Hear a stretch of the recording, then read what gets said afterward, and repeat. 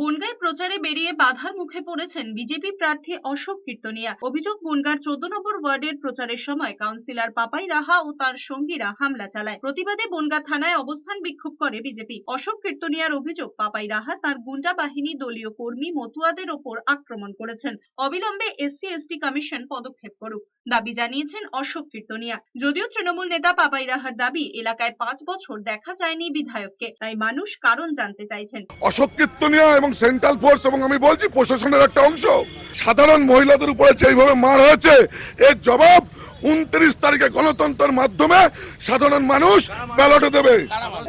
আমরা এসেছিলাম এখানে শান্তিপূর্ণভাবে প্রচার করতে।